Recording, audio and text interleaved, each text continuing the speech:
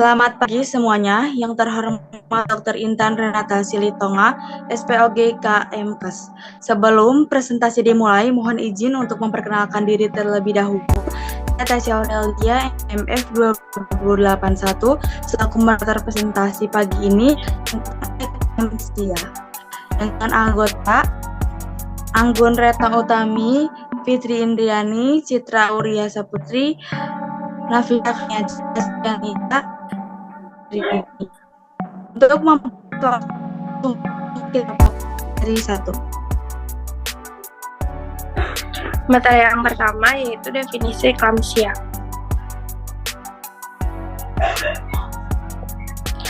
Eklamsia merupakan keadaan di mana ditemukan serangan kejang tiba-tiba yang dapat disusul dengan koma pada wanita hamil, persalinan, atau masa nifas yang menunjukkan gejala preeklamsia sebelumnya. Kejang di sini bersifat grand mal dan bukan diakibatkan oleh kelainan neurologis. Istilah eklamsia berasal dari bahasa Yunani yang berarti halilintar. Kata-kata tersebut dipergunakan karena seolah-olah gejala eklamsia timbul dengan tiba-tiba tanpa didahului tanda-tanda lain. Lalu, materi yang kedua yaitu etiologi eklamsia.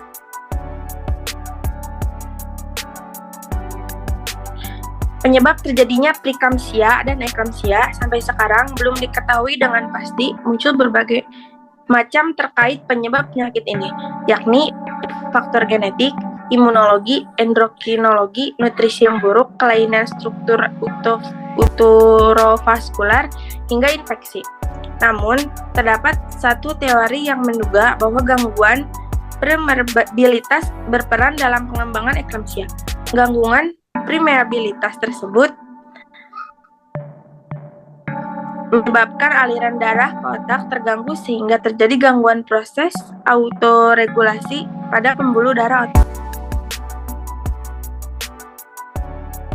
Berikutnya, patofisiologi eklamsia. Patofisiologi pada eklamsia berkaitan erat dengan gangguan pada proses plasentasi yang diduga merupakan kelanjutan dari penyakit preeklamsia selama proses kehamilan. Akan terjadi banyak perubahan-perubahan terutama pada bagian uterovaskular. Pada kehamilan normal, sitotrofoblast janin akan berimigrasi ke uterus ibu dan menyebabkan remodeling pembuluh darah endometrium. Proses ini nantinya yang memastikan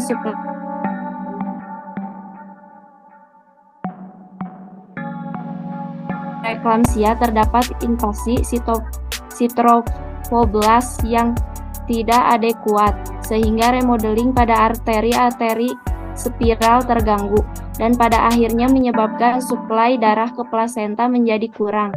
Terganggunya suplai darah ke plasenta juga menyebabkan peningkatan resistentesi arteri-arteri pada uterus dan vasokonstriksi.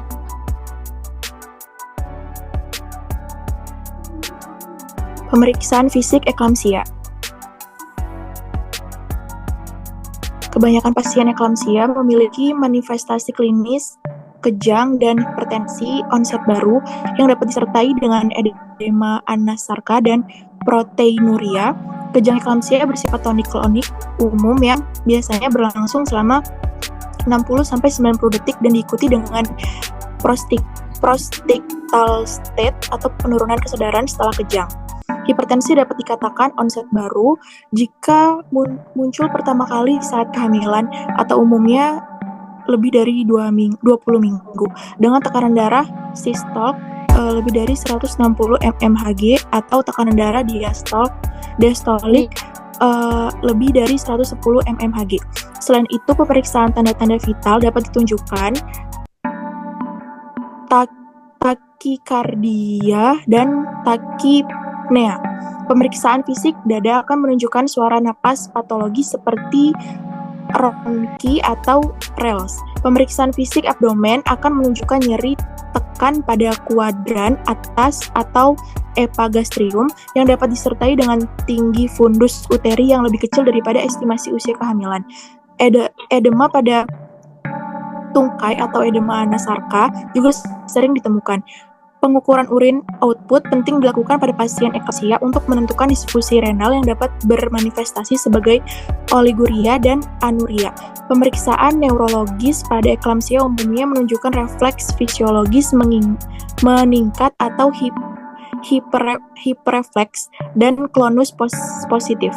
Pemeriksaan funduskopi dapat mendeteksi papiledema. Pemeriksaan vaginal toucher atau VT tidak dapat diabaikan, terutama pada pasien yang mendekati usia kehamilan yang cukup untuk menentukan pembukaan serviks dan metode persalinan. Selanjutnya, pemeriksaan obstetrik eklamsia. Pemeriksaan obstetrik, pemeriksaan umum meliputi keadaan umum, tipe badan, astenicus, atleticus, picnicus, tinggi badan, berat badan, warna konjungtiva, ikterus, edema, loasma gravidarum, mulut tenggorok, karies dentis, tonsil faring, tanda-tanda vital, tekanan darah, nadi, pernafasan, suhu tubuh, kondisi jantung dan paru, palpasi hati dan limpa. Pemeriksaan khusus, infeksi, tinggi fundus, penonjolan suprasintesis, hiperpigmentasi, areola mamae, linea nigra, dan striae, palpasi tinggi fundus uteri, keadaan dinding perut, massa cairan bebas atau nyeri tekan abdomen, auskultasi, menilai irama dan frekuensi denyut jantung janin selama 1 menit.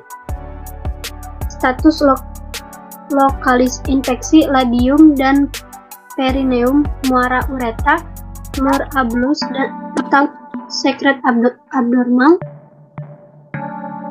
inspekulo, dinding vagina dan fornix, warna dan keadaan torsio, flour albus atau sekret dalam lumen vagina, pemeriksaan dalam vagina, besar dan konsisten porsio, besar darah korpus uteri, tanda Hegar, adneksia.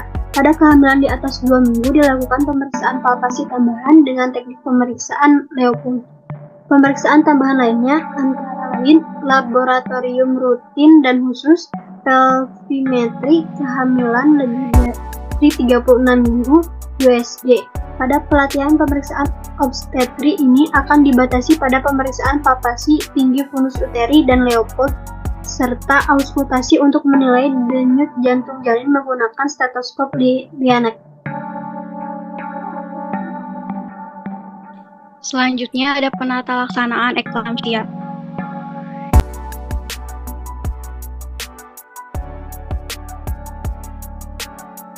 Tata laksana pada preeklamsia salah satunya adalah pemberian antikonvulsan. Salah satu obat golongan antikonvulsan yang digunakan untuk preeklamsia adalah magnesium sulfat. Pemberian magnesium sulfat bermakna dalam mencegah kejang dan kejang berulang. Pemberian magnesium sulfat terhadap preeklamsia dan eklamsia pada ibu hamil dinilai akan lebih baik dalam mencegah kejang atau kejang berulang dibandingkan antikonvulsan lainnya. Hal ini karena penggunaan magnesium sulfat pada antenatal tidak menunjukkan efek samping yang serius seperti kematian ibu, henti jantung, atau henti napas. Efek samping yang timbul dari penggunaan magnesium sulfat berupa efek samping minimal seperti pulsing.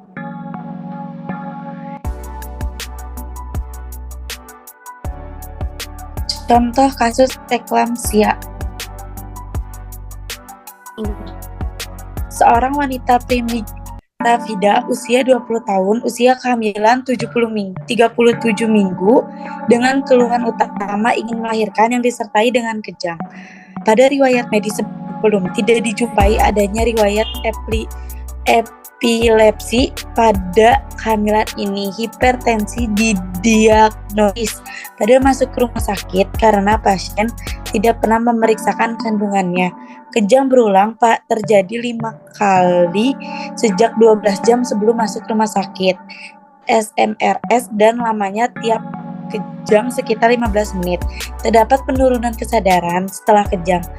Pada pemeriksaan fisik didapatkan keadaan umum buruk, kesadaran, delirium, dan gelisah. Tekanan darah 170/110 mmHg, nadi 100 kali per menit, pernafasan 20 kali per menit, jantung dan paru dalam batas normal, tidak terdapat asites dan terdapat edema pretibial. Pemeriksaan obstetrik didapatkan tinggi fundus uteri 30 cm, presentasi kepala, denyut jantung janin LK 190 kali menit, DJJ 2186 kali menit, dan panggul luas. Hasil laboratorium menunjukkan hemoglobin 11,2 gram persen, trombosit 321.000 mm3, SGOT 35 U/L, SGPT 16 U/L, ureum 19 mg/dl, kreatinin 0,8 mg/dl, LDH 574 U/L, urinalisa protein plus 3.